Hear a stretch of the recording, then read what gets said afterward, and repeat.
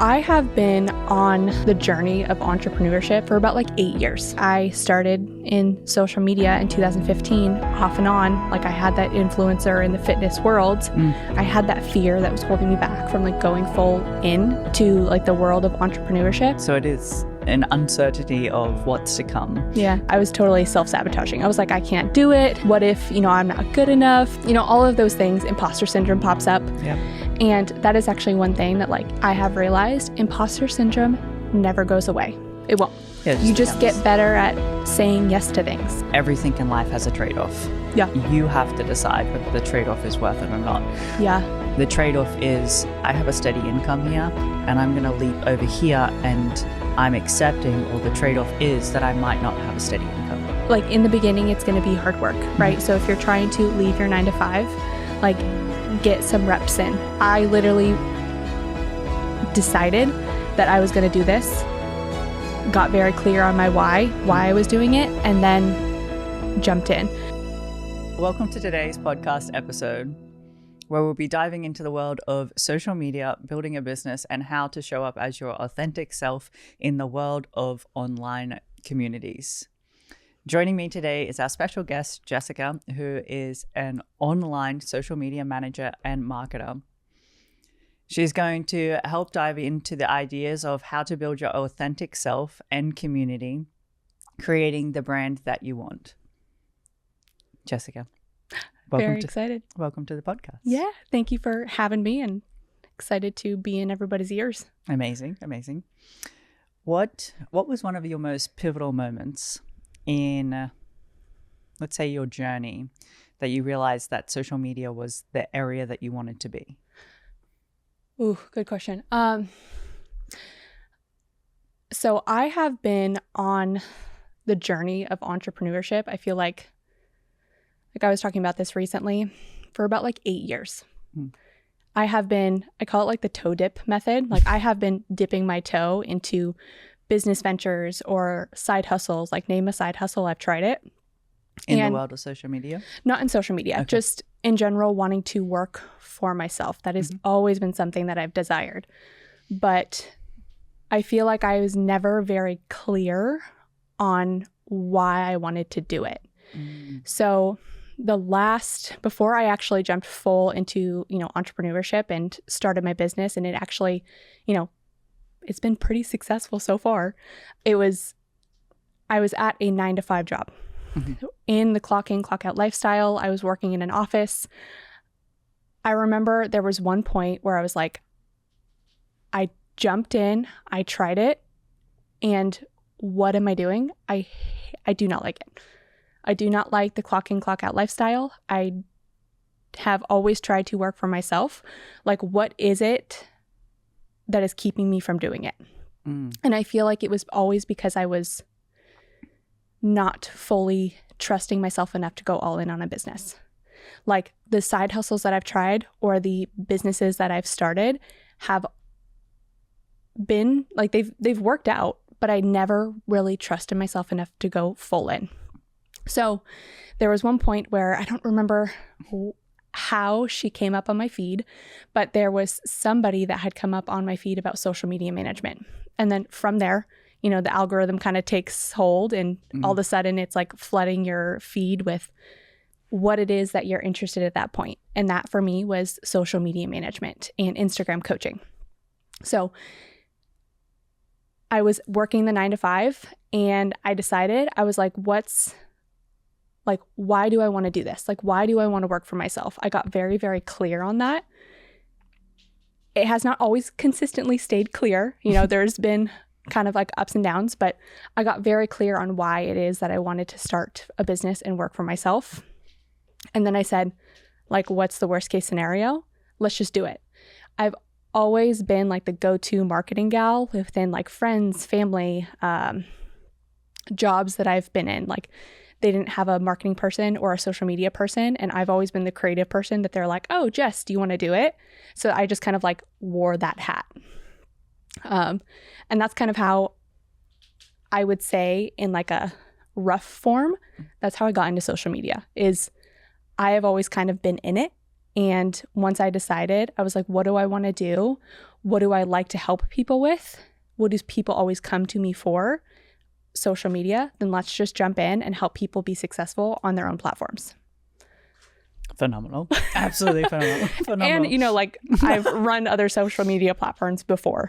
Like when I first came up to Orange County, that's what I did. I worked for a influencer before like the term influencer was coined back in 2015. And that's kind of where, when I was jumping back into social media, I was like, I loved doing that.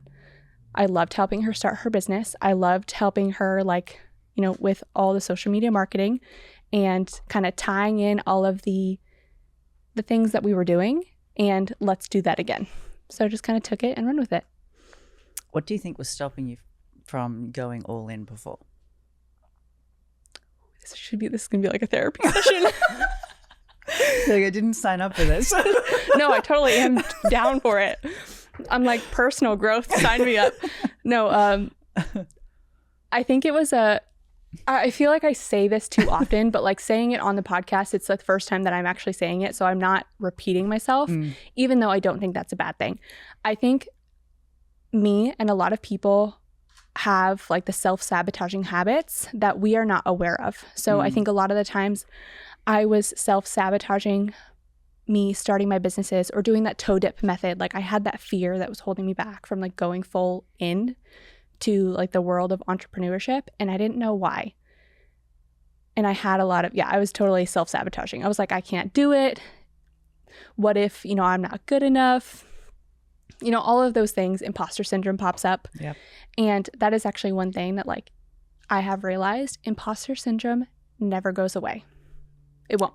You just get better at saying yes to things and doing them. And the imposter just becomes a different thing. Yes. Yeah. It's no longer it takes form in something else. Yeah, like your start point's different, right? Yeah. So me starting a podcast, I'm like, who am I to start a podcast? And now that it's started, it's like, oh, well, I can't do this other thing because who am I to do that? Yeah, absolutely. Or it's like I have clients and they're like, well, who am I to pitch my services or, you know, really showcase what it is that I want to do to make an impact on other people's lives? Like, who am I to show that? It's like, oh, I need help or I want to do this thing. But then once we actually go to implementing it, it's like, oh, it's scary. When you're like, that is how you start working towards the goal. Yeah, I get you. But yeah, I didn't even think about that. Like it takes, like imposter syndrome takes form. Yeah, like in different ways. Yeah. It transforms with you. Yeah. Literally. You think you've outgrown it one area and you have, but then it just pops up again somewhere else. What? Social media is constantly growing and pivoting and changing. And I think as the more we go online, the more the world goes online, what do you think is like a key thing that people need if they're wanting to start showing up online? Like if I'm wanting to start my new business online, what's like a key thing I need to be aware of? What is your like capacity? I feel like a lot of the times people they jump into social media with the goal of like scaling at any cost and they take on so much or they get so in their head about like, I need to be doing what other people are doing or I see this information and as overwhelming as it is, this is what I need to focus on. So I think if that makes sense, like kind of getting very clear on what your capacity is. Like if you are jumping into social media and you only have an hour a day to spend on it or 30 minutes a day to spend on it, like I would rather you spend that on getting very clear on what your strategy is and why it is that you're showing up. And, you know, I was going to jump into a completely different topic. Like we can go there second. Yeah. Like I think getting clear on what your capacity is and why it is that you're doing it. And then figuring out what that strategy looks like for you. Because like when you jump into the world of social media, like sometimes the systems get messed up because you feel like you have to do all of these things. And then you get kind of conflicted, right? Overload of information. Feeling like you have to do all of the things. Like you have to have the TikTok, the Instagram, the podcast, the YouTube, like having all of these things. So my like biggest recommendation is figure out what your capacity is focus on one platform, master that platform, or at least learn to love it first before you jump into something else and have to end up kind of like correcting multiple different things at a time, rather than you have one platform, you have your strategies, and then you kind of figure out what's working, what's not before you go into another platform. Interesting. If that makes sense. No, it does. Complete sense. So when you say your capacity, Yeah. if you go, it's like going from 0 to 100, right? Yeah. So capacity being, if I'm going to do Instagram and that's the platform that you look after. Love it. Instagram's king. Sponsor us. Yeah, sponsor me. I don't want to, like, and I'll use me as an example, go for, my capacity is not to show up on my stories 5 times a week or even 7. So we set it at 3. Whereas if I try and show up at, or go all in, let's call it, and show up 7 days a week and it lasts for 3 months, it's not as beneficial as I was showing up for 3 days a week and it lasting for a year. Yeah, absolutely. Or the very common, like, post 3 times a day or post 5 days a week. Like, if that is not working for your, if that doesn't work for you, I would rather you be able to post quality over quantity 2 or 3 days a week, rather than just posting to show up and not being clear on who you're targeting, or not speaking directly to your ideal client or your ideal customer if you're a product-based business, right? Yeah, definitely. Figuring out what that capacity is and what those systems look like for you as a business owner.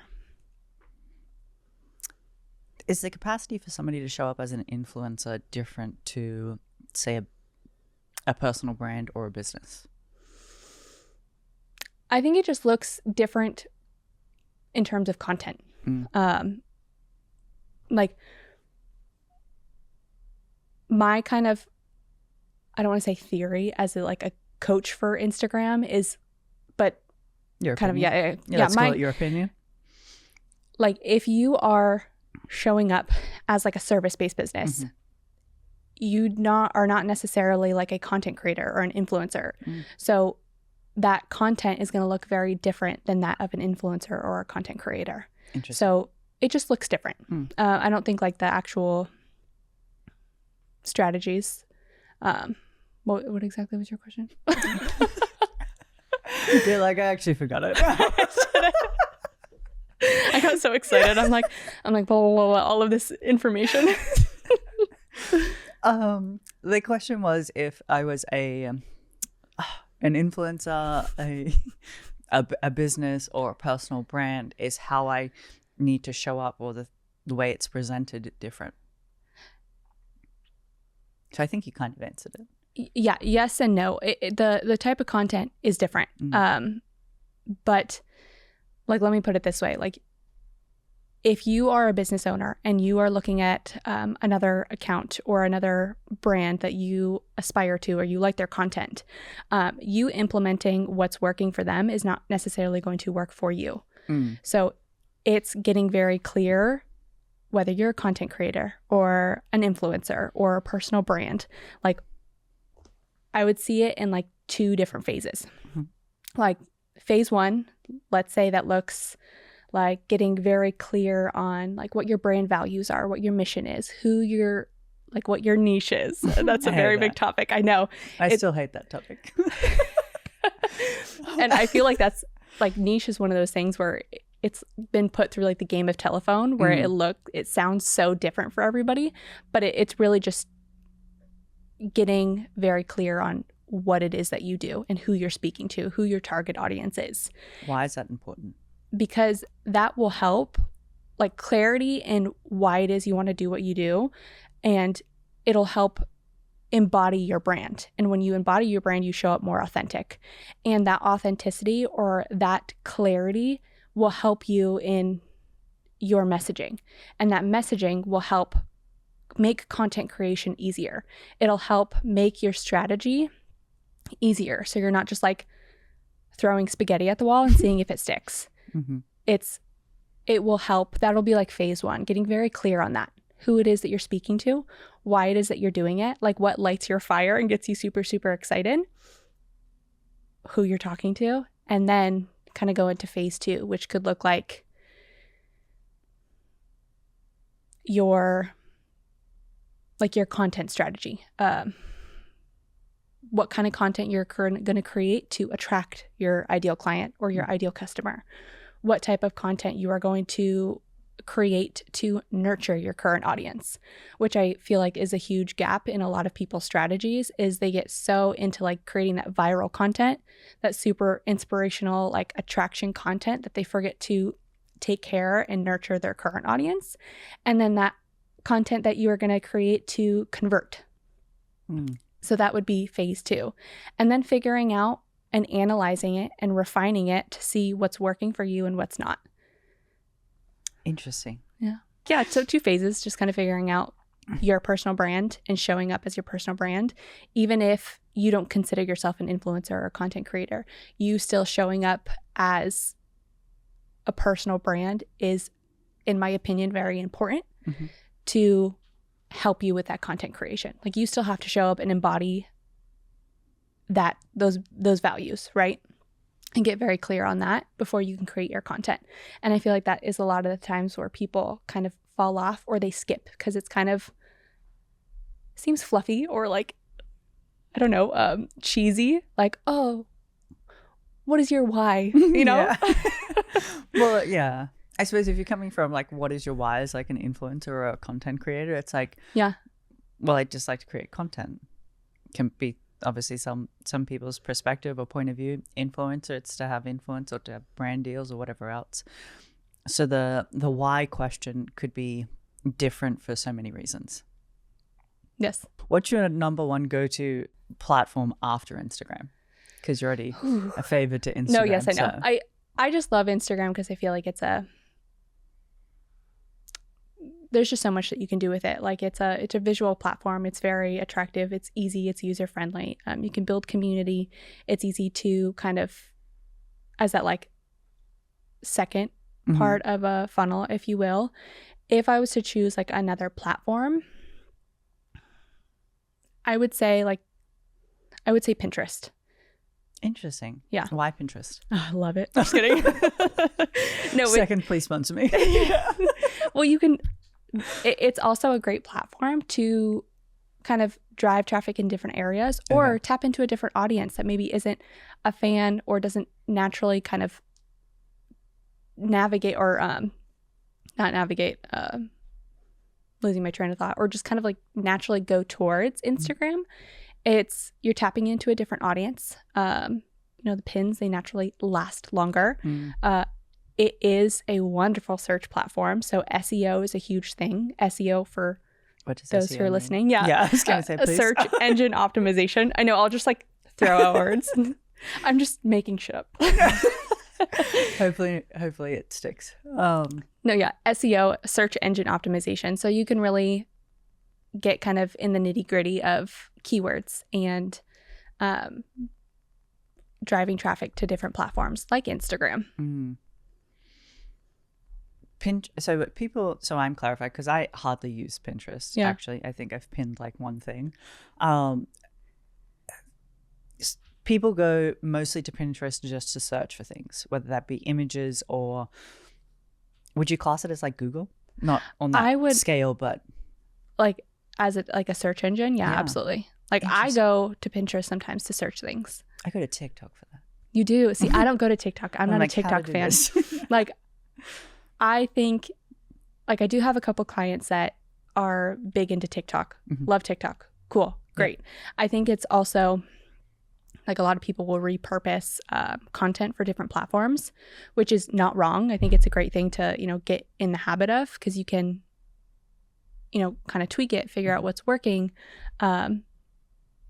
Do some like A/B testing too, like figure out like what works from here and then maybe cut it up and put it on a different platform. And if it's working there as well, save it and repurpose it in like 3 months. Like, but yeah, I'm not a huge TikTok girl. That's all right. But that's also like to take that into consideration. Like you as a consumer, if you're on the train of I want to scale through social media, whatever your platform is, think of yourself as a consumer and take into consideration that everybody likes different things. Like on Instagram, for example, because, you know, Instagram, I love it. That's obviously not a secret anymore. Hi, I'm a social media manager and Instagram coach, and I love Instagram. Podcast done. Podcast done. Ended. Mic drop. Yeah. I won't do that. Yeah. But keep going. like when you're on Instagram, like what kind of things do you like to search for or to consume? Are you you go on the like newsfeed when you want to search or are you a stories gal, or are you a carousel gal, or do you just love binging reels? And also, like I got this question from a client actually this morning. She was like, oh, like the last 3 posts are not getting a lot of engagement. Like I'm super, super worried about it. What is it that's going wrong? And I think it's really important to take a look at, like when you're going through the platform, and this is just me as an example, like I'll maybe look at something and be like, oh, I love that post. Totally. She's speaking to me. Love it. I don't always like it. So just because. Oh, I'm the same. Like you just scroll through. Yeah. So I think vanity metrics are a huge thing, but look at like how you kind of consume content and know that everybody's a little bit different. So when you're creating content, create content for all types of eyeballs and the way that people consume information. Let's go back to vanity metrics. Yeah. Do you think can be one of the reasons that people don't continue through? Like they'll start and not see the likes or the saves or the follows or whatever it is in that capacity that they're not getting. So they either stop, try and start a new thing. Like, what do you think is the link there? Yeah, absolutely. I was like trying not to interrupt you. Yes. You're like 100%.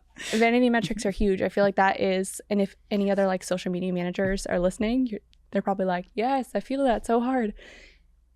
Vanity metrics, they get you, right? We naturally want to see people engaging with our content, right? Yeah. So just because you have like followers, likes, they do not equate to sales. That is a vanity metric. Like you want to look at what's working and what's not in terms of like data and analytics and, you know, website clicks and, you know, where the traffic is going or what people are sharing with other people.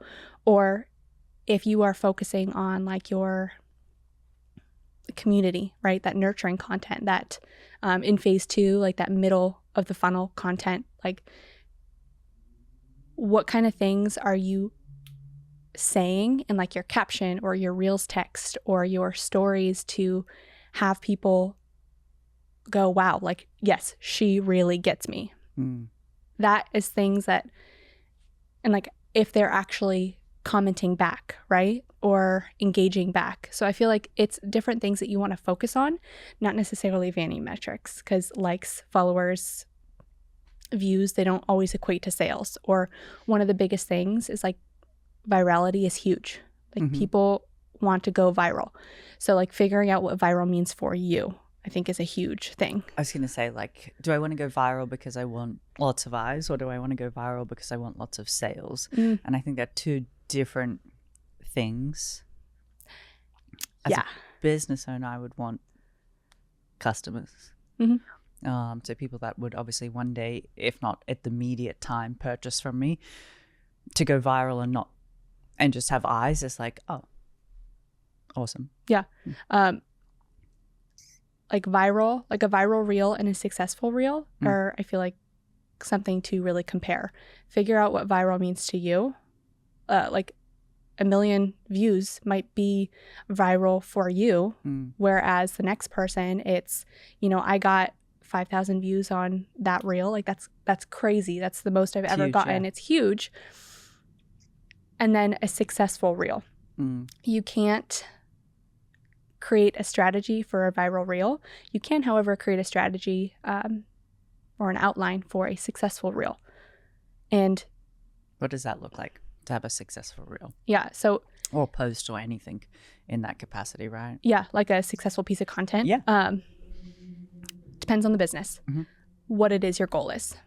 All right, let's say service-based. Service-based business. Maybe you're trying to attract your ideal audience, right? Maybe you're in that attraction phase. That reach that reel gets, that if, let's say, you get X amount of followers from that reel, right? They loved your content so much, they came back to your page. You made a great first impression, and that is your ideal client. You're starting to attract those people, and now they hit follow, and they're in your community. So then you can go to the second piece of funnel and start focusing on nurturing those people. And maybe that successful piece of content looks like, and it really just depends on like what you're doing, right? Like, are you trying to, let's say you're pitching your services, right? And you're trying to give a lot of value in a post, something that somebody can immediately implement into their lives, right? They can take that content and they can do something with it right away. Maybe they save it for later. They share it. Like, those are things that you can all track. And that is kind of a reflection of what the content is doing and maybe how you can recreate it into something different. So maybe that's a carousel post that people are sharing with their friends. They're saving for later. They're actually engaging in comments because they're like, wow, again, without being repetitive, like, this piece of content like spoke to me. Not like the very generic like 5 like fire emojis, but like like those very intentional comments. Yeah, that to me is a successful piece of content, because it's like having 10 comments with the fire emoji, or having one, this really spoke to me, this was helpful, this was whatever. I'd prefer the 1 over the 10. Yeah.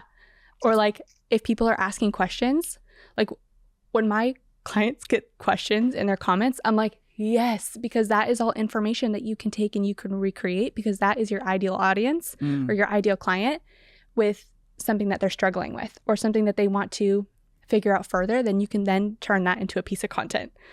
So that to me is like a successful piece of content. It's like the little things that people don't think about that social media managers would get excited about. Yeah, I'm like, someone's like nervous. They're like, oh, this question, like, I don't know how to answer it. And I'm like, you have a question. I'm so excited. They might be in the 9-to-5 setting, thinking that they're unhappy with it and what they want is to go to entrepreneurship. But then they might get here and be like, oh, that's not actually for me. That's really hard. Yeah, that's not my vibe. Maybe the clock in, clock out is not bad. For you making that transition, though, you already knew that it was your thing.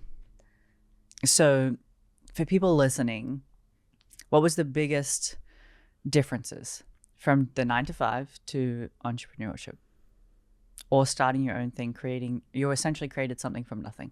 Yeah. Oh, that's so hard.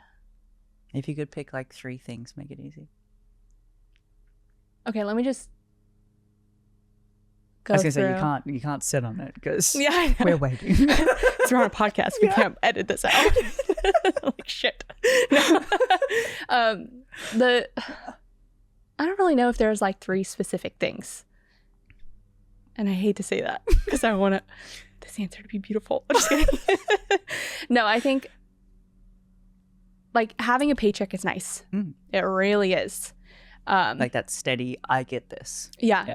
I think, like I said before, like imposter syndrome never goes away. And I think for entrepreneurship, like you are in charge, like you don't have a capped income.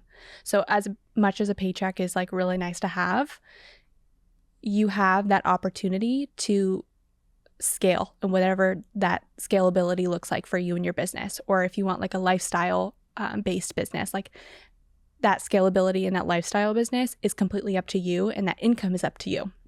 That is one thing that like I love.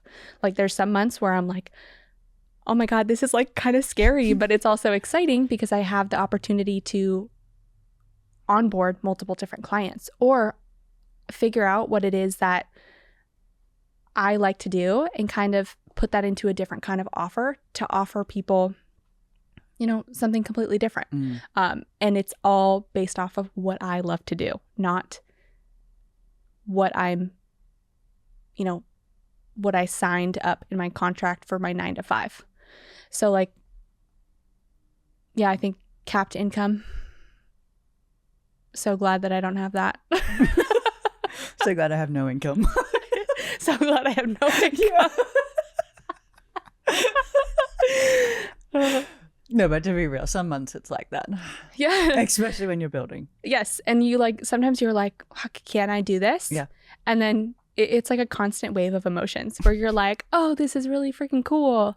And then you're like, this is really freaking hard. And I'm never going to sugarcoat it. Like, especially in the very beginning, I think it's really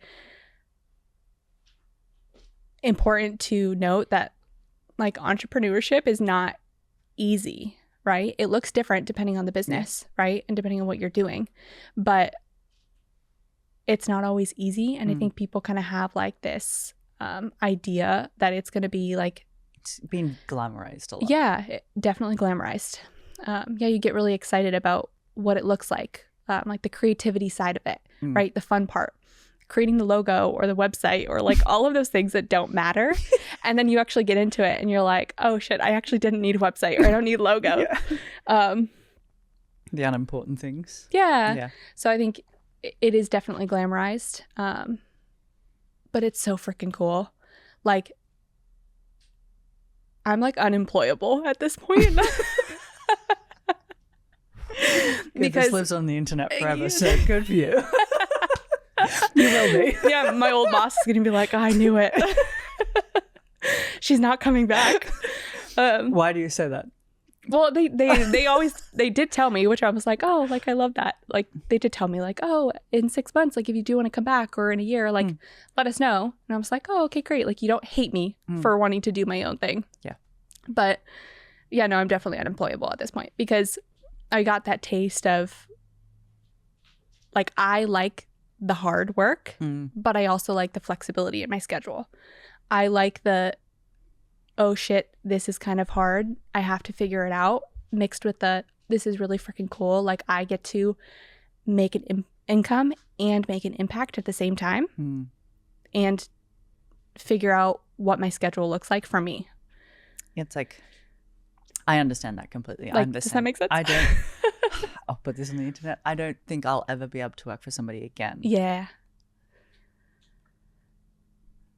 I like the, what do I like about it? I like the chaos, which is probably not a great thing, as I say. As my therapist is listening to this. I was going to say. I didn't want to say it. I think you did. No, I like the chaos because I can thrive in chaos. Yeah. Again, not a great thing, but. See, I've had to learn to love the chaos in a different way. Like, because you're not used to it? Or well, lucky you. Yeah, like, I don't know. I feel like it has, like, that chaos part of it. Yeah. Is, like, throwing yourself into, like, the entrepreneurial wolves and, like, figuring it out. Yeah, it's like sink or swim. Yeah. Yep. But, like, for me, I'm like, oh, my God, like, so nervous. Like, and maybe that's all, like, individually. Like, we all are kind of harder on ourselves than we are, like, looking from an outsider's perspective on somebody else's journey. Yeah, like, you say you love the chaos, and I'm like, maybe I do love the chaos, too. Obviously, I love it because... Here we are. Yeah, here we are. I'm like, I'm unemployable, but I hate chaos. I think you are right. What was your question again? I don't remember. I cut you off. Yeah, no, it's fine. Okay, go back to the uncertainty of it, right? So it is an uncertainty of what's to come. Yeah. However, the thought that I get to control the outcome, which means what I put in is what I'm going to get out. So if I'm not willing to put in whatever it takes to get whatever it is that I want, then I probably don't deserve it. And I say that in a loving way. If I want, you know, people are like, oh, I want freedom.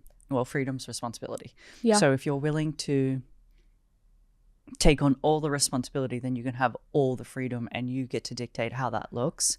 And with that is sacrifice of different things. And I've mentioned this 1,000 times across my platforms, is that everything in life has a trade-off. Yeah. You have to decide whether the trade-off is worth it or not. Yeah. And I think that first, and to your point, the first leap of, I don't want to be in a 9-to-5 anymore, I want to work for myself. The trade-off is, I have a steady income here and I'm going to leap over here, and I'm accepting, or the trade-off is that I might not have a steady income. Yeah. If you can give someone who's thinking about either leaving their 9-to-5 or jumping into the world of social media 3 tips, what would you give them?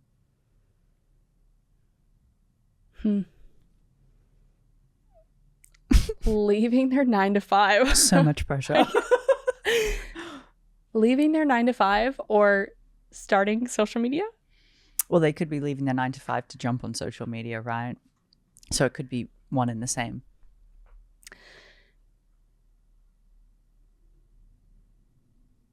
I'm like, I don't want to say go all in, but figure out what those boundaries are, right? Get very clear on those. Work on your business. Like in the beginning, it's going to be hard work, right? So if you're trying to leave your 9-to-5, like get some reps in, like have those receipts before you just say, fuck it. Like I'll be fine living off of my like emergency funds, right? Yeah. Like for me, it looked very different. Like it looks like it was kind of an overnight success, but it kind of took me 8 years to get here. Like 8 years of growth. Yeah, 8 years of growth. Like I started in social media in 2015 off and on. Like I had that influencer in the fitness world. I was helping an influencer before influencer was coins. Like, and I've been in social media off and on, starting businesses, starting side hustles, dipping my toe in for 8 years, 8 to 10 years before I decided to go all in. So my, like, I'm using air quotes for people that are listening, overnight success was I literally decided that I was going to do this, got very clear on my why I was doing it, and then jumped in. I made my income within 2 months of going full-time with starting my business. I made my corporate income within like 2 months. And I said, if this client signs on, if this next client says yes, then I'm quitting. I remember that moment. Yeah. I think I texted you that. I was like, I was like, quit your job. Yes, you sent me a text. And I remember I was sitting at my desk and I was like, holy shit. I was like, I said it and I have to do it. And I kind of like made that decision where I was like, I have to start saying yes more. Yeah. And I don't know if you hear this a lot, but it's like, those are the things. It's like challenging yourself, like stop figuring out what those boundaries are and then like kind of getting comfortable with being uncomfortable, because it is going to be really hard. And it doesn't always look pretty. Amazing. So I don't know if I answered your question. Kind of. If I was going to summarize it for people, and correct me if I'm wrong here, you would, 1, set your boundaries for what you're willing to step into and or step out of. 2, understand your why, or why you might be doing something or not doing it. And then 3, have a plan, but at the same time, understand that what you're about to step into is very hard. Yep. Did I summarize that really well? Yeah. Oh, great. And then like, this is going to be kind of like going against what it is that I do. Before you get into the point of wanting to hire somebody or wanting to, like for me, it was hire a VA, because I was like, oh my God, I'm so overwhelmed with all these clients. Or hire a social media manager if you're a service-based business or you're just a business wanting to leverage social media. Get into it first yourself. Like nobody's going to know your brand voice more than you. Yeah. So get very clear on that personal brand, because all businesses, in my opinion, need it. And then once you get to the point, if you need a social media manager or you need some help, you know, whether that's a full takeover or you need like an a la carte option, like then go into having somebody come on for help. But I really do believe it's like, get your reps in first, whether you're starting a business or you are a business owner trying to leverage Instagram for the first time. Like put your reps in have your receipts, get very clear on those things that we've talked about without being repetitive, and then go into it. Incredible. Jess. Thank you. You're like, I know. Thank you so much for joining us today. And I hope that people listening take a leap of faith and follow in your footsteps. Yeah. Is there anything that you would like to add? No, I'm really excited. There's been a lot of filming today. I like to batch content. So I'm like, I already kind of like took my content this morning, came here, got to have conversations. And this is literally what I live for. Because a lot of the times it's like when you are a social media manager, to be specific, like a lot of the times it's you're in your coffee shop or you're in your room at home and it's a solo journey. So like having these conversations is like priceless. Amazing. Yeah. Thank you so much. Yeah. Thank you for having me. Pleasure. Oh, I love it. Thank you. So much fun. Thank you.